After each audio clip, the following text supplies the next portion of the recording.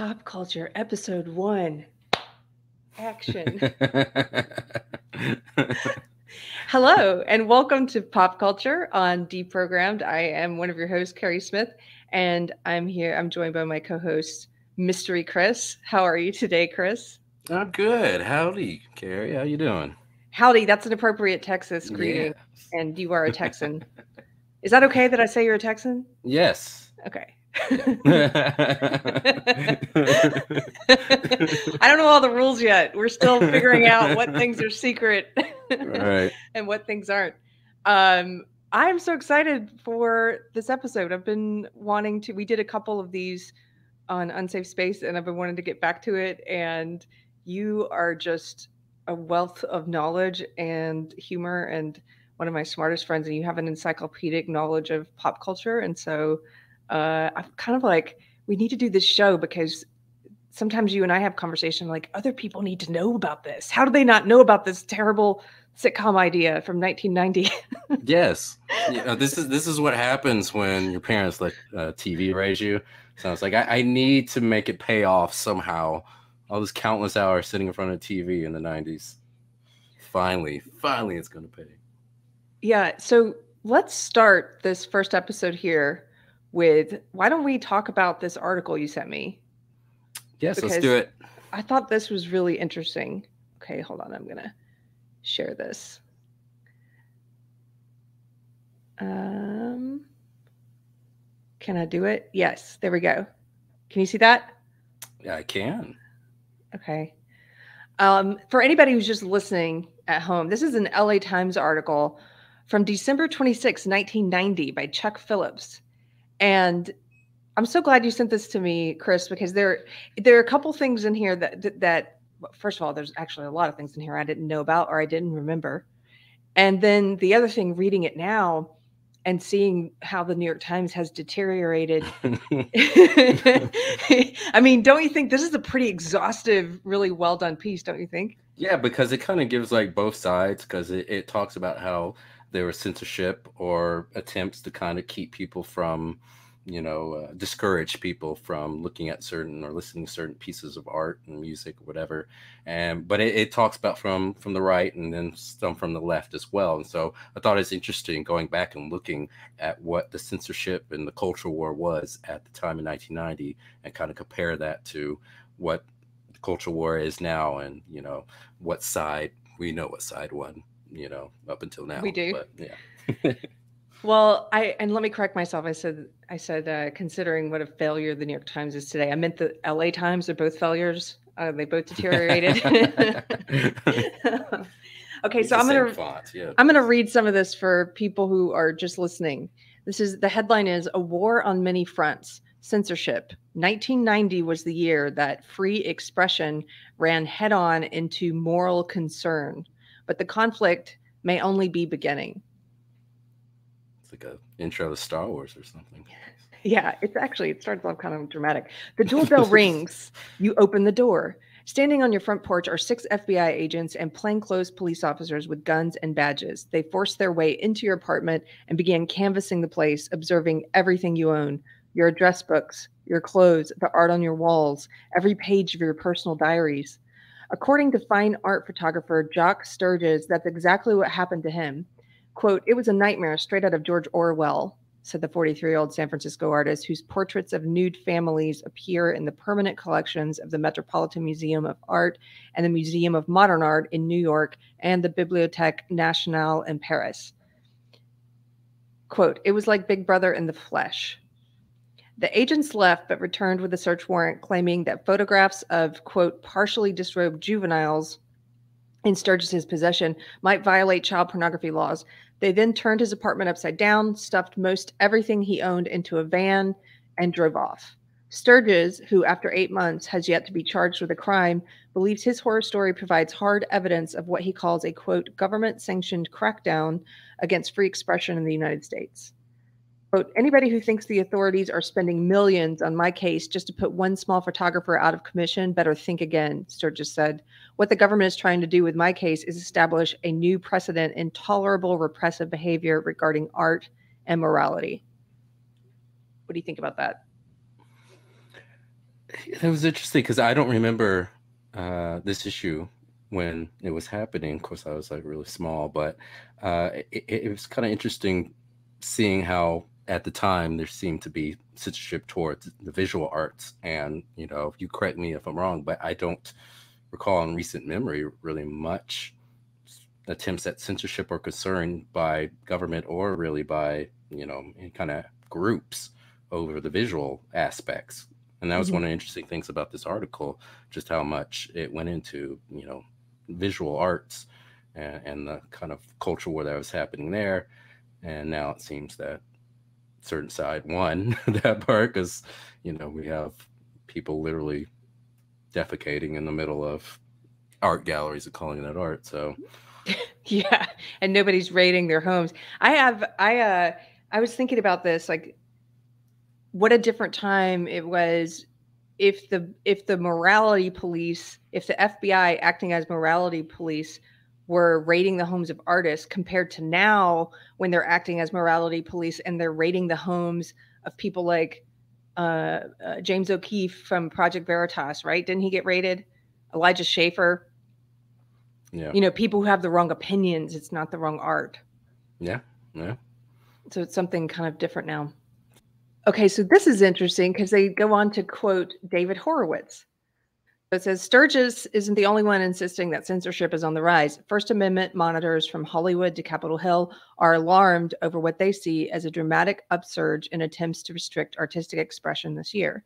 Quote, I think things are going to get a lot worse, said David Horowitz, chairman of the conservative Los Angeles-based Committee on Media Integrity. Quote, not necessarily because I believe there is some tyrannical government crackdown on creativity, but because I see deep divisions in the culture itself, end quote. That's so, I mean, you want to say prophetic, but I guess it was obvious to people back then. Yeah. But now looking back on it with the benefit of how many years? Do the math for me. 32 years. 32 years. Thank you. It's sort of like if they could only see where we've ended up now in terms of deep divisions. The article goes on to say left wing, right wing, church and state. This year, the cultural chasm deepened. God, you ain't seen nothing yet, 1990. Are you kidding me? It's only just begun. It's only just begun. I love that song. Okay. Is that the Carpenters? I think so. Yeah.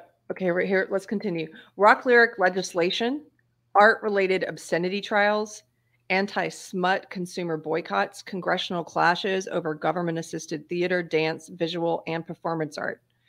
Conservative groups such as the Pomona-based Focus on the Family, the Tupelo, Mississippi-based American Family Association. Wow, those are two orgs I haven't heard their names in so long. Like, what happened to those guys? They used to be powerhouses in terms of being the morality police, right? Yeah. And the Virginia-based Christian Broadcasting Network. Wow, that one too. Yeah. Are mobilizing to put an end to what they view as indecent entertainment. Enlisting the aid of government authorities at the local, state, and federal levels, an ever-widening coalition of pro-family activists have put the arts community on notice that they intend to explore new creative tactics in their fight to squelch obscenity. Quote, I believe with all my heart that a culture defines itself by the limits it sets for its people, said Gene Dixon, the former Missouri state representative whose 1989 lyrics label bill inspired legislation in 18 states to draft similar proposals this year. Quote, if corporations who create degrading entertainment can't police themselves, then I think it's government's role to put the country back on course, end quote. I vehemently disagree with using the government to try to police the culture.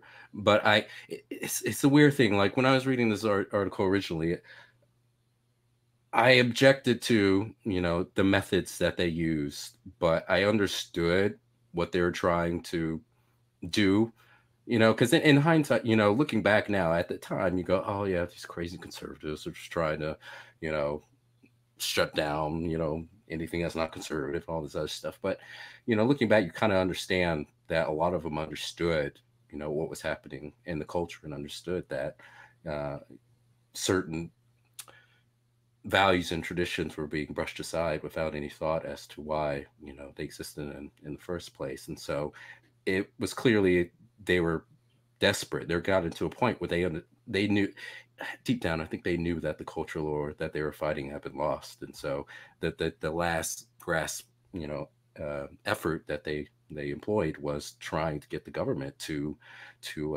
try to censor and discourage people from going to these pieces of art and entertainment that they thought was bad for the culture, but it ended up just having the opposite effect. It just made it cooler and made it more kind of Yes. anti-authority, which just, in my opinion, that's what supercharged everything in the 90s. Because I remember, like, you remember like all the commercials, the kids commercials where everything was like extreme with an X. It was just extreme, Yes. extreme Capri Suns and just like extreme whatever. And they always had like the guitar solo. It was like some guy going I like think that. And Harold and Kumar spoofed that pretty well. yeah. Remember?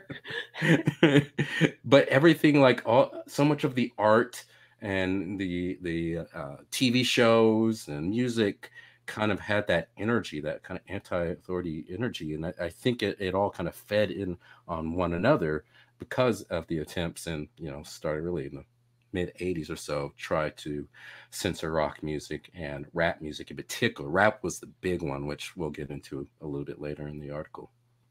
Oh, will we? Yeah, we will. Yeah, we will. Yeah, I'm with you. I think these people knew. See, at the time, I was one of these people. The stupid conservatives. Probably looking back on it, um, certainly by the time I was in my early 20s, that's the way I thought about conservatives in the culture war. And but I wonder how much of that was influenced by the fact that they were pushing these authoritarian government measures. I wonder if I would have been that upset with them if I hadn't seen them resorting to trying to use the government to ban certain things. Hmm. And you're right. I think it caused a backlash. And I'm hoping that if that's the case, that maybe we're going to see a backlash against the puritanical woke authoritarianism as well. They're trying to codify stuff into law on the woke side. So maybe we're going to see an equal pushback. What do you think?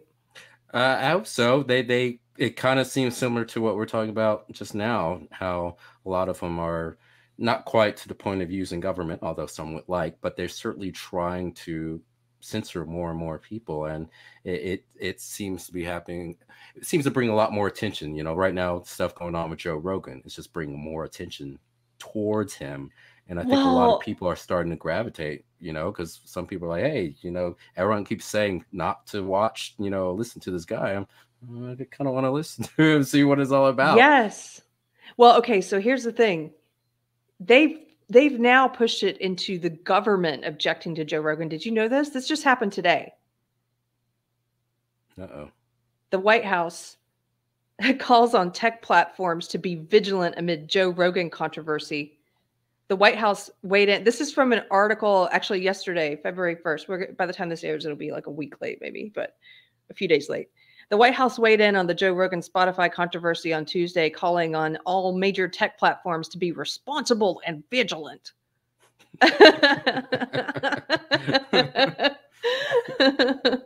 Oh my goodness. Thanks, White House. Thanks for spending your time and money on this. I mean, it's an all-out assault on Joe Rogan. That's amazing. Okay, let's continue.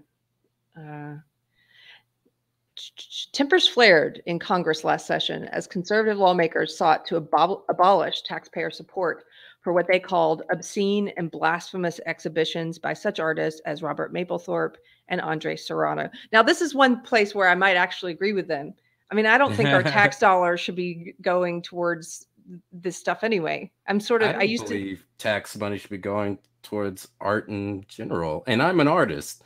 I'm fine with, private funders, investors, and grants and stuff like that, but I don't think government should be funding public art. No. I It's mean, like let the people who want to buy that art support it, or let, like you said, investors or corporations or whoever support it. But you shouldn't be thieving and taking money out of people's paychecks. The government doing that through force and then giving it to artists. Imagine if the government was like, "Hey, we're going to fund pop culture, guys. So give us your taxes. Keri. Well, I think for a future episode, if you're down, I think I want to dive into National Endowment of the Arts and really try to look at a lot of the art that they're funding, because I do suspect, and I read a little bit, but I do suspect that a lot of art, similar to with like a lot of the science that's being funded by the government, they're expecting certain um, narratives, if you will, in certain pieces of art for that money. That's my suspicion. And I think I'll be right, but maybe in a future episode we can kind of explore that and just see what all's being funded by them. I'd love to talk about that. And I just was talking to someone in the UK and learning a little bit more about how they have to pay a fee if they have a television that's capable of airing live TV. They have to pay some kind of government fee to the BBC. Can you believe that? Yep. And yeah, I just, it's so different, but I think we're moving towards something like that here as well. Because, eventually they're going to say, that's what this White House is saying, these platforms, they need regulation. You need to be vigilant. They're going to move beyond just making suggestions into saying we need to regulate you. And then it's just one small step to, okay, now your tax dollars are paying for this. And isn't it great? Because the government is making sure it's all safe and all narrative approved. Anyway, okay, I'm going to continue. Now here's here's a name that's a blast from the past.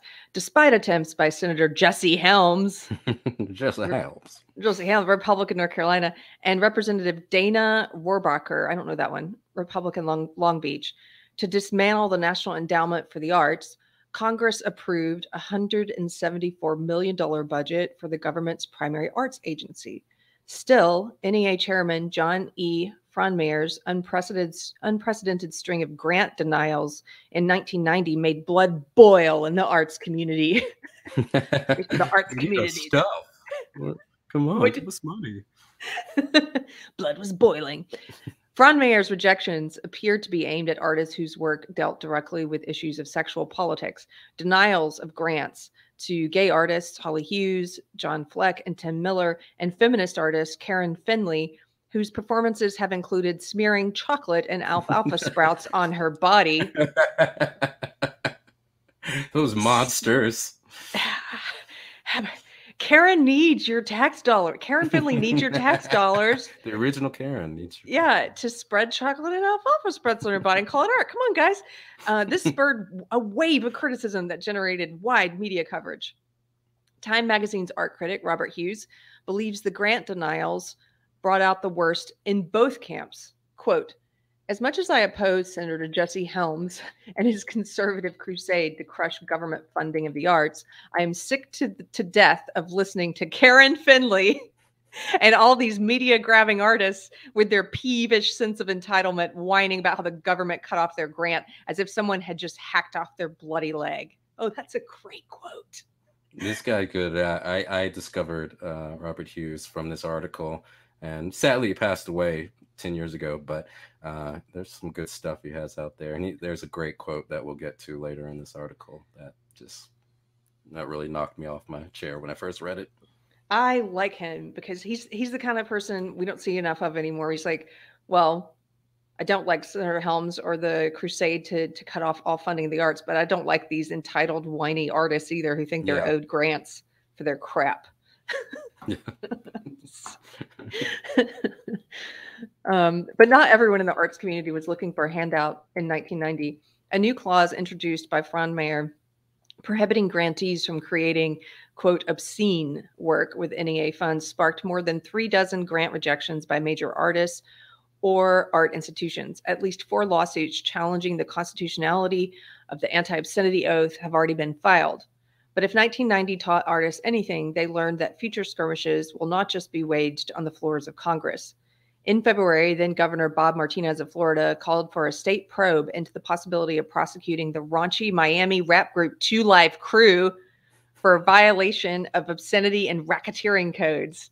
Whatever the connection, the group's sexually explicit As Nasty as They Wanna Be album had soon earned the dubious honor of becoming the first popular music recording in to be declared obscene. It was pretty nasty. I'm just saying. It was a nasty album. Wait a minute. Was it Nasty by, I don't remember this album. Clearly I was not paying attention to Two Live Crew. Was it as nasty as WAP? Yeah. Oh. They have a song called Pop That. Fill in Oh, the blank. I know that song. Yeah. I listen to that every night. That's Tiger's favorite.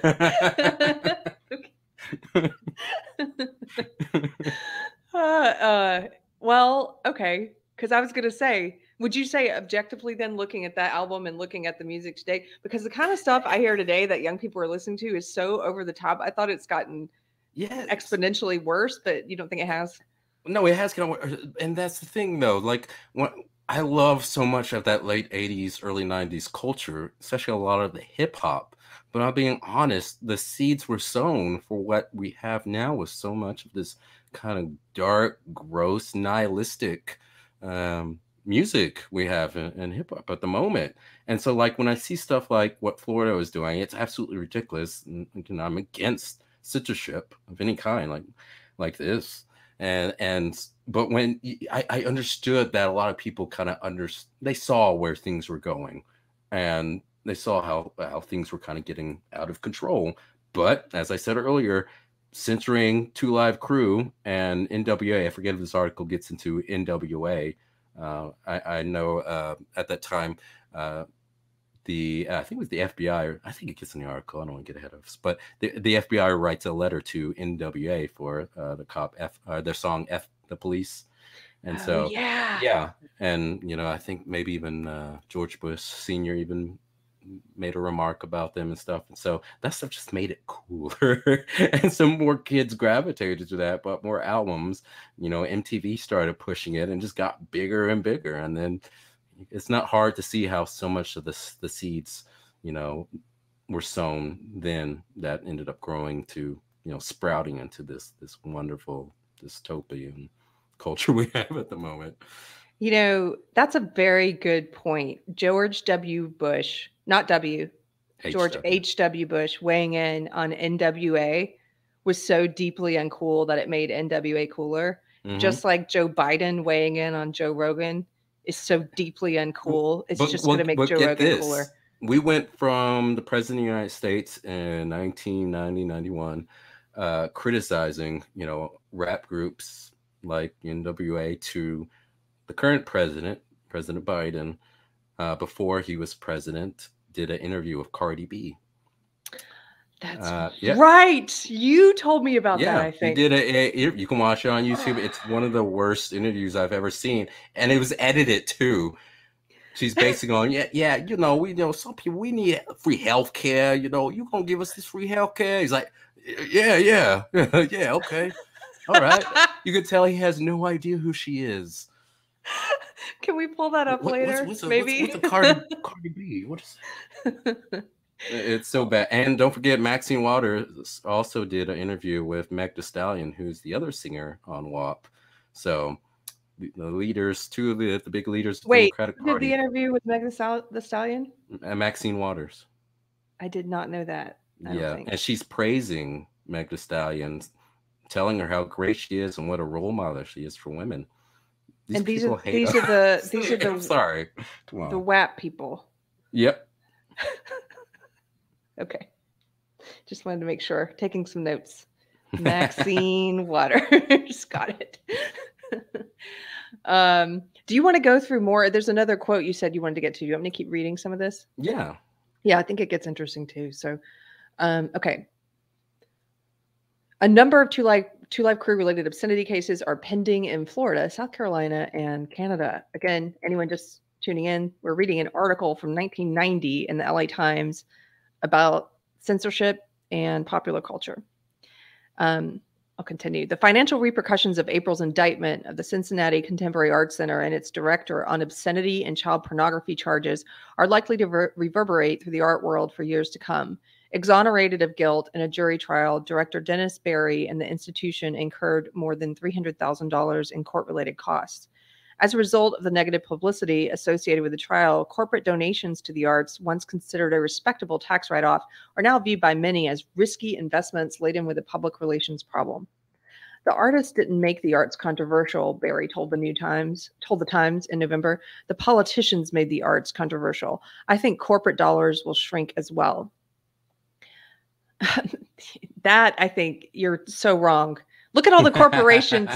Look at all the corporations can't wait to get in bed with people like Meg the Stallion and Cardi B. Well, it's interesting in this article, like you read it, you kind of get this, like based on what the author's kind of saying, which I can understand at the time, but you get the sense that boycotts and this kind of negative tension towards these things was actually having effect. But if you actually look at a lot of these things, like say Married with Children was getting, Fox was getting pressured to move Married with Children to a different time because the house mom didn't like that it was on in prime time because her kids were still up. And so she created a kind of letter writing campaign and lobbied the advertisers to stop advertising with Fox if Fox didn't move Married with Children. And they all kind of like wrote letters saying, yeah, we don't approve of the messaging and, you know, the quality of the entertainment and all this stuff, and we're gonna do something about this. And like none except maybe one company removed their advertising from Married with Children, and Married with Children ended up just getting bigger because all this attention was brought to it. And so, you know, this is interesting because the advertisers today, it's like they're not scared yet of being associated with woke. I hope they will be. I hope it becomes so deeply uncool that they become afraid. But they're afraid of the charges that the woke lobby or level at other people. They're afraid of the charges like that are getting leveled at people like Joe Rogan right now. They're afraid of being associated with anyone who gets called a racist, Trumpist, bigot, white supremacist, all the names that they call anyone simply for not being part of social justice. They call you these things. And the corporations are just fall all over themselves and disassociate themselves with people. What is it going to take for them to disassociate themselves with woke? Well, there's a really good video by Aiden Paladin, YouTuber, and she does a lot of kind of data driven presentations, hour-long videos about various subjects in the culture war. And she did one on woke branding. I think the video is called Woke Washing. And she kind of goes into a bunch of studies that study what happened when corporations align themselves with social causes and environmental causes, and what the reaction is from people from both sides. And, you know, in the video, she talks about how a lot of companies, if their values as a company wasn't previously aligned with what's considered to be quote unquote woke these days, then a lot of people who support woke, you know, marketing tend to see through that and tend to know that they're full of BS, and that tends to not affect them. And those companies, that they tend to not get a bump as much as ones that, you know, their brand was already kind of aligned or serviced a particular kind of group that's, you know, lobbying for the kind of more woke stuff. And so it's an interesting video. She goes into a lot of details, but, you know, I recommend some people. What's her name again? Aiden Paladin. Cool. Oh, check it out. Okay, let's continue because I want to make sure we have time to talk about this crazy sitcom that we'll probably get banned for on our first episode for discussing. I want to make sure we fit that in. Yes. But okay, let's see. The threat of mandatory warning label bills forced trade groups representing the nation's major record companies and retail chains to introduce a standardized parental advisory sticker to be attached to albums with explicit lyrics. While many in the music business believe the advisory notice stigmatizes controversial recordings, others are calling for similar labels for explicit music videos. Okay, this must have been at the beginning of those labels, but yeah. I recall those labels being cool. Like you wanted those. Yes. In fact, I knew artists who would put them on their album as part of the artwork, even if it wasn't necessary. Yeah, parental advisory necessary. We put one on a comedian I worked with. We put one on her CD just to make it cooler. Yep. See, it's the same thing. It just brings more attention and makes it cooler to young people. It just has the opposite effect. It's like the Streisand effect. It's just, Yeah. it's sad. When MTV, the cable music channel that regularly runs biting anti-censorship public service clips, wow, they used to run anti-censorship public service clips. I know. It's hard to believe this world once existed. Like, what is this? Wow. Is this a novel, a fiction novel? When they refused to air Madonna's racy Justify My Love video a few weeks ago, the network may have helped pave the way for even broader labeling. Legislators in about a dozen states are preparing stiff mandatory labeling bills targeting rock music and videos in 1991. Live music may also be on the endangered species list. Concert promoters worry that city governments may follow the lead of the Memphis City Council, which recently passed the country's most stringent concert content ordinance law, a law under which any parent, performer, promoter, or venue owner who knowingly exposes a minor to harmful material during a concert may be arrested. Well, that didn't happen. No. There's people, who's that? What was that concert where people got trampled and suffocated? It was like demonic and Travis Scott. Is it the great? Oh, you're talking about Astroworld. Yeah, the Astroworld concert. Is that his name? Yeah. Yeah, there were kids there, like little kids. Yeah. Fearing consumer boycotts and prosecution under obscenity ordinances, many record store owners removed questionable product from their shelves in 1990 and discontinued selling records with warning labels to anyone younger than 18. Most of the nation's major retail chains, including the 814-store Musicland Stores Group, the 450-store Trans World Corp., the 142-store Sound Warehouse, and the 140-store Waxworks, are expected to continue to operate under such policies next year. Whether merchants will follow Walmart, the 1,531-store Arkansas-based retail chain that introduced its own banned and restricted list of audio and video products in 1990, only time will tell. Young people don't even know what we're talking about. You used to be able to go into a store and there would be these plastic discs called CDs. And you actually had to go physically. It's kind of like what you do on your cell phone, but you did that in real life. You would go to a place called a mall. And in the mall, there were lots of different stores. Like there's lots of different rooms and chat rooms and stuff online. And then you just go and buy what you, and yeah. I had, one Christmas, my brother really wanted the new Offspring album. Do you remember that band? Yeah, I saw them in concert. Wow. Oh, you did? Yeah. My little brother was really into them, and I went to the CD store, and I bought it. But I asked them, "Do you have anything really embarrassing in the back that you wouldn't mind giving me the cover to?" And they gave me John Tesh Live at the Red Rocks. So I put that in the CD, and then it was great. It was one of those pranks where you just want the best effect. It was the best. He opened it like, "What the F is this?" Oh, poor John Tesh. Okay, let's see. Do we want to continue? Yes. Obscenity charges filed against rappers and subliminal message product liability lawsuits brought against heavy metal bands in 1990 convinced several major record companies to install lyric review panels this fall. Oh, okay. That sounds eerily similar to some of the stuff we're seeing from, these are conservative Puritans who wanted a committee to look at your lyrics, a committee to judge what was acceptable in your art. We've got the same thing now, but from the woke Puritans.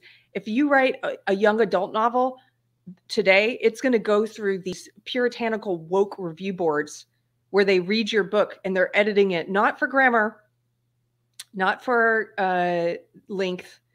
They're editing it for whether or not it's woke enough and you have the right percentage of different races and genders and sexualities, and your art's going to go through that kind of puritanical committee today. I'm not shocked. I think I told you about how there is a program. I think it's the SAIL program at USC, but they have a thing where they analyze films. And they count out just how much dialogue is said by which characters, and so they count up like this percentage of the dialogue said by female characters, this percent said by male characters, and we've determined that females are not integral to the plot or story of this particular movie. And I have a suspicion that a lot of Hollywood is using data like this to kind of justify putting more, minority voices and people into their, entertainment based on these percentages and data points. Wow.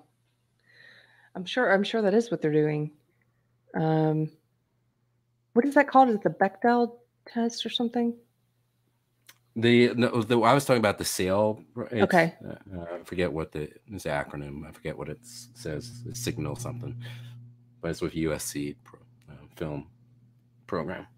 Okay. I'm going to scroll down just a little bit. Is there another part in here you wanted me to hit? Because this is very long. Yeah, it is long. There's the part with, let's see, Robert Hughes. They're talking about porn here for a while, and they're talking about how they're afraid that explicit lyrics albums are going to start to be treated like X-rated movies, like porn, which didn't happen. No. Let's see. So the quote from Robert Hughes, the paragraph starts. Before you hit that, because this is earlier than that, this part's interesting. Citizens have also begun channeling their complaints into powerful boycotts aimed at crippling the corporations whose advertisements underwrite what they consider to be indecent entertainment. Clear TV, a coalition of 1,600 Christian leaders who claim a constituency of 50 million believers, recently mounted a successful 2-month boycott against Burger King, targeting the fast food chain for sponsoring shows promoting sex, violence, profanity, and anti-Christian bigotry on network television. I know you've talked about this with me before.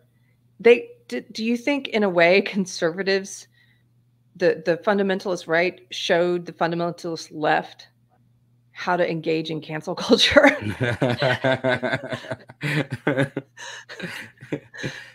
Well, there's definitely some influence there, but but like I was saying earlier, like so much of these boycotts didn't mean anything really. It amounted to nothing. But now it's like a lot of these companies, they'll listen to the Twitter crowd, which isn't that large. It's just a minority of people, and yet they'll change their way they do business or who they're employing simply based on this small minority of people that just seems larger.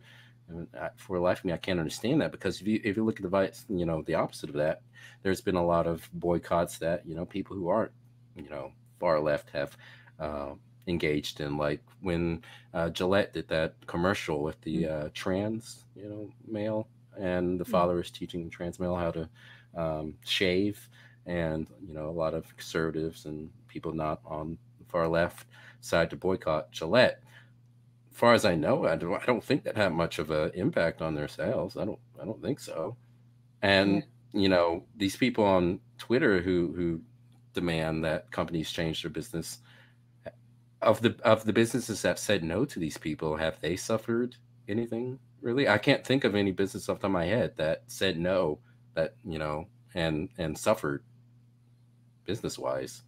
It just seems like for whatever reason, a lot of companies they give in to the small minority, thinking they're a lot larger, when a lot of times these people aren't the main customers of these companies. That's certainly the case with the woke boycotts. You will have people who've never purchased or never been an audience member or never been a customer in any way, who are the most vocal at trying to get places shut down. And I've seen that on a small scale when it comes to like the social justice wars in the knitting community, and how they tried to go after, and they're still trying to go after and cancel small knitters who run their own yarn shops or pattern shops, and get them canceled, even if they've never purchased from them before. And then we see it on the large scale too, with people who've never even listened to Joe Rogan trying to get it canceled, so that those of us who enjoy it can't listen to it anymore. It's like, it's not enough for them to walk away and not listen. They want the whole thing to be pulled up so that nobody gets to see it. Yeah. Yep. Okay, where's that Robert Hughes quote? So the starts. So the paragraph starts where it says, "But Time Magazine Hughes." Okay, you can find that. Yeah, there's. Well. But Time Magazine's Hughes. Oh, well, let's start a little bit before that, because Tipper Gore appears. Oh, yeah. I was waiting for that. Um, here we go. Tipper Gore. For you youngsters, Tipper Gore was the wife of Vice President Al Gore, who invented the internet. I'm kidding. He didn't invent the internet. Tipper Gore, president of the Arlington, Virginia-based Parents Music Resource Center, said that as the free speech battle diversifies, special interest groups on both sides of the political spectrum will begin to, quote, just say no, end quote, to objectionable art. Quote, in the future, I think we'll see more individuals who oppose censorship begin to exercise their free speech rights to speak out against degrading lyrics simply because degradation in any form is unhealthy, Gore said. In 1991, the debate on lyrics that encourage violence against women, racism, anti-Semitism, bigotry, and gay bashing will continue. That's not such a bad quote. She's saying you can oppose censorship and still speak out against the stuff you don't like. And I also think it's interesting too that, you know, she's a Democrat, and, you know, I think a lot of people, when they look at the 80s and think about a lot of people who were trying to censor or limit, you know, try to discourage people from looking at pieces of art and entertainment, tend to, you know, look at those people as being all on the right. And, you know, there were some that weren't, you know, some that, you know, were Democrats, but, you know, the Democrats back then were not as far left as they are now. So right. Some of them were still liberals even. Yeah. First Amendment attorney Floyd Abrams applauds the boycott as a positive approach to the free speech battle. Quote, I think the picket line is a healthy direction to go in, Abrams said. Boycotts have their dangers, but at least they are less threatening to First Amendment rights. End quote. That's true. But Time Magazine's Hughes cautions that ethical quibbling over semantics, what Newsweek dubs politically correct speech, could turn out to be the most sinister form of censorship. Quote, the conservative censorship we saw at work this year in the battle over the arts is certainly loathsome, but I believe that liberal censorship may pose one of the biggest impediments to free speech in the future, Hughes said. Oh my gosh. He continues, the sensitivity police are out to promote the idea that no one should be allowed to say anything that might possibly offend anybody else under any circumstance that could make somebody feel like an abused minority. I think this is a deadly course to follow, one that will not only cause free speech to suffer, but will ultimately destroy the language itself.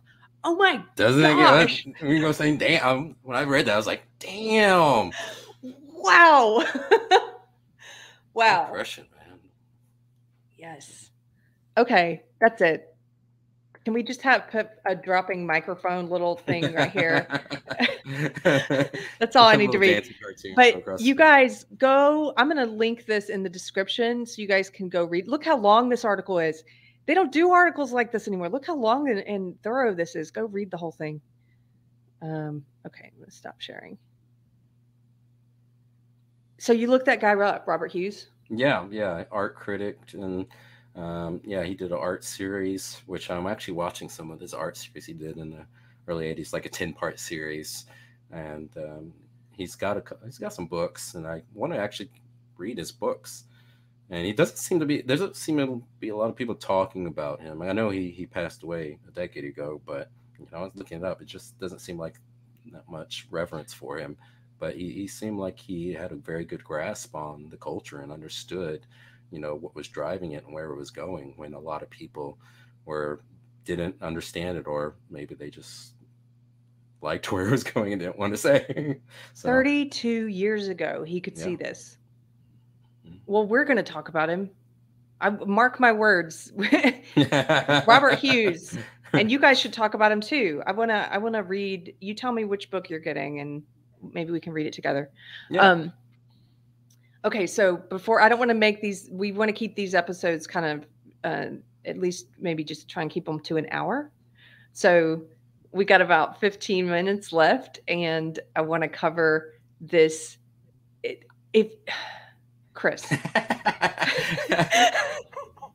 I'm covering my face because people don't know what's coming. If you had told me this, if I hadn't seen it with my own eyes, I wouldn't have believed this. And in fact, I had to go and look it up and still make sure it wasn't somebody's attempt to fool me or your attempt to fool me. But you showed me this sitcom produced in 1990 in Britain and it's called Heil Honey I'm Home. Heil Honey I'm Home. It is a sitcom they produced. They intended to do 11 episodes. They ended up only shooting 8. There are 8 existing episodes. They only aired one before it caused outrage and was canceled. But do you want to tell people a little about what it's about? Maybe we can play. Do you think we should play the intro? Yeah, we should play the intro. Oh my gosh, are we going to get banned for this? Okay.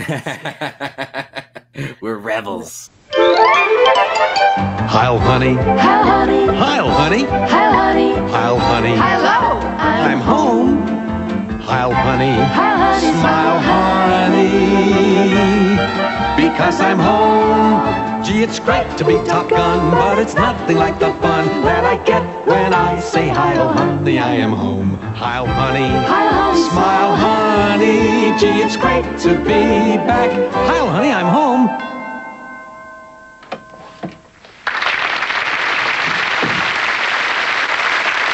Heil Honey, I'm home. Okay. Where did you find this? Well, I have a secret, Keri. I've read this book called Mein Kampf. So I don't even remember how I found it. I think somewhere just talking about controversial shows, and they were talking about a show that was so controversial it only lasted one episode. And then I read it. I was like, it's about are we allowed to say his name too? We're on YouTube. I don't even know. Isn't it crazy See, how they that's want the us thing to I hate. erase history? Yeah. Yeah. This is a show about Hitler. If Hitler was in I Love Lucy. Yes. So the brief synopsis of this episode is that Hitler and Eva Braun are living in an apartment in Berlin in 1939, and they live next door to a Jewish couple, and Named the Goldensteins. yes. And so Hitler decides to have Neville Chamberlain, who is the British Prime Minister, over for dinner so they can sign a non-aggression pact. But he's concerned about the, Goldsteins coming over and ruining his meeting with Chamberlain. And so he tells his wife not to tell the Goldsteins, and she ends up telling them, and they think that they can, it would be a good opportunity to bring their niece to meet Neville Chamberlain since she's single. And so they end up crashing his, and hilarity ensues up and down, folks. I mean, on one level, I think it's the kind of thing that for a one-off sketch on a late night show like SNL, or back when SNL was funny, or one of the British sketch shows, like that's a funny concept. Like, what if you have a cheesy sitcom, from the sitcom style of I Love Lucy or The Honeymooners, but you put this terrible figure from history in it? How funny would that be? Okay, as a one-off sketch, sure. You build a whole sitcom around that? Yes. But that's the weird thing. I can't understand it because to me, it's not offensive, but it doesn't make any sense because there's no framework that lets you know what this is about. Like you said, if this was like a few minutes, sketch that lasts a few minutes, okay, that would kind of make sense. But a whole series of this with nothing to tell you what the point is, because here's the thing: like if you do a movie or TV show with Hitler in it, you're going to have to portray him one of two ways, either as a horrible monster or a buffoon. And this does neither of it. They make Hitler a guy who basically talks like Ralph Cramden from The Honeymooners. He's got a New York accent. He doesn't have a German accent, even though he's wearing his, little Nazi uniform. And the events happening in the background in terms of the story are World War II is about to start. And so there's this weird juxtaposition of this kind of goofy, lifestyle where he and Eva Braun are like all lovey-dovey and, making wisecracks, but he lives next door to a Jewish couple. And so the whole time you're thinking like, wait, if the war is still happening in the story that is taking place, does that mean he's going to turn his neighbors over to a concentration camp or something? Because if this was like a revenge fantasy like Quentin Tarantino's movies, okay, that make more sense. Like if the Jewish couple was planning to like, revenge or to get Hitler before he can get them or something, okay, maybe kind of see it, but it doesn't. That's not what it There's is. nothing in there. It doesn't correspond with reality other than what you're saying, these strange bits of history being told, or like Chamberlain's coming over, these historical figures are involved, but it makes zero sense. It's as if he's Hitler but not Hitler. Yeah. And I looked at the premise of the whole show. So only this first episode aired, but I read something that said in the other 8 episodes, or the other 7 episodes, there's a whole plot line where he's trying to get his Jewish neighbors killed.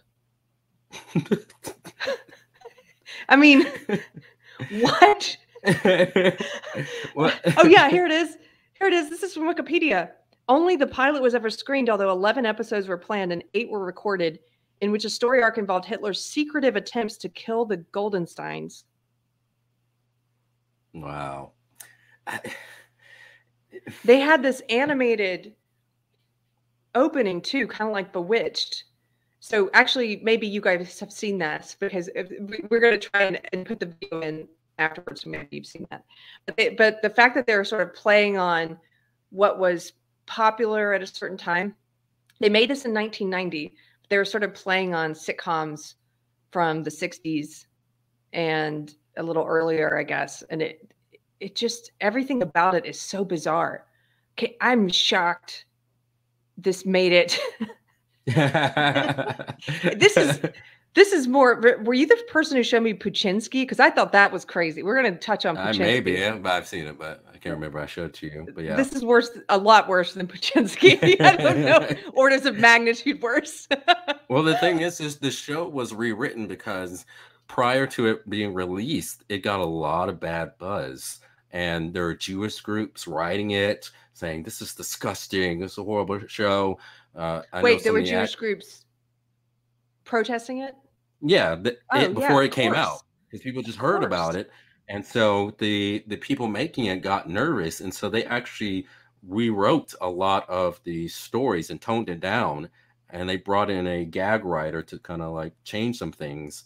And it's funny reading about the guy who created it, Jeff Atkinson, I think his name is, and how he admits that his original idea didn't go according to plan, which I'm still unclear what his original idea was, because he seemed to want to highlight, it seemed like he wanted to make Hitler into more of a big bully and wanted to have conflict between the way people are trying to deal with this bully, but he doesn't come off as bully-ish as I think the creator may have wanted him, and he just comes off more as a general kind of everyman almost kind of character, which it's bad because you don't want your audience identifying with. And again, I mean, when it comes to humor, I think that there's no, I mean, it's hard for me to, I'd have to think about this for a while. I don't think there's possibly any taboo topic, because the worse something is, the more humor can help diffuse some of the awfulness of it. So if it's done right, I'm not saying every joke around every subject, but if it's done right, you can make a joke about horrible atrocities, genocidal atrocities. Yeah, you can. If it's done right, you can make a joke about rape. You can make a joke about murder if it's done right. And you can relieve some of the emotion and tension and trauma around those things with the right kind of humor. And again, I think this is something that, as a one-off spoof or sketch on a sketch show, maybe could have handled it the right way. But to say we're going to make a real television show with this character, yeah, it doesn't make, because like if this was a Saturday Night Live skit, then I think the goal would be to try to make fun of how a lot of the premises of 80s sitcoms were getting weirder and crazier and crazier. Mm-hmm. Yes. So like, for instance, like one of my favorite Saturday Night Live skits is a skit with it had Phil Hartman and John Goodman in it, and John Goodman plays the producer of the movie Soylent Green, and he's doing an interview with someone, and he's talking about the several sequels to Soylent Green, which they weren't actually made, but in this skit, the studio kept making sequels to Soylent Green, with each one had the same twist at the end. And so they show clips of that ending twist, and it'd just be Phil Hartman as Charlton Heston running out going, "Soylent White is people. It's still people. They told us they changed the recipe, but they didn't. They lied." And it's just that over and over again. And it's hilarious because you understand they're making fun of the propensity of a lot of Hollywood studios in the 80s to continue to make sequel after sequel after sequel, the same damn movie, the same story. You're making me think of Key and Peele when they made fun of Gremlins 3 or 2. Do you remember that? 2. Gremlins 2, which is the same premise. It's a sketch where they're doing a fake Hollywood media pitch meeting for Gremlins 2. And like, what do you want it? What kind of gremlin do you? Could I have a gremlin made out of vegetables? You got it. It's in the script. Yes, exactly like that. It's just a bizarre show. And the thing is, it was on a British satellite service, and they are trying to go the Fox route because the Fox network came about in like 86, 87, I think. And they purposely got a lot of shows that were kind of like risque, like The Simpsons. A lot of people forget that Simpsons was very controversial when it first came out. Yes, Eat My Shorts. There were parents. Family. Yeah, parents were so upset about the anti-Cosby show. Yep. Yeah. Married with Children, of course, and then A Living Color. A lot of these type of shows, and so this British service was trying to go with a edgy kind of show like that, trying to get that same kind of audience, and it didn't. And apparently, based on what I was reading, it apparently didn't get canceled due to controversy. Like, it apparently got canceled because Rupert Murdoch's, who ironically started Fox Network, he bought the British satellite service that was on, and they decided to scrap a lot of the British shows in favor of American sitcoms for whatever reason. And so apparently that's why. But I still couldn't imagine it gotten very far if they got aired a few more episodes. Wow. Okay, I didn't know that. I thought it got canceled because of the controversy. Yeah. They decided to do an American show called Chairman Mao at Home with the Family. I mean, or Homeboys in Outer Space. Yeah. Well, okay. Thank you for bringing this form of pop culture history to my attention and to the attention of the Deprogrammed audience. Let's wrap this up. If you guys enjoyed the show, let us know. This is our premiere episode on the Deprogrammed channel, our premiere episode of Pop Culture. If you're here from Unsafe Space, we welcome you. If you're here from Friday Night Tights or any of our shows that we're friendly with, we welcome you. And if you just stumbled across this and you're wondering what the heck you just watched, like, welcome. Welcome to the dark side. We'll go to the dark side. Let us know what kinds of things you want us to talk about in the future. This is a show on Deprogrammed focusing on pop culture. We are going to be highlighting some of the great things in pop culture and things to be excited about, and not just complaining about wokeness. And I want to do a whole episode on Living Color, since you mentioned that. Oh, Chris. Yes. I got a lot to say. Yeah, I know. But thank you guys. Please hit like and subscribe if it's your first time here. And we'll see you next time. You can say goodbye. Oh, bye. I was like, that's a wrap.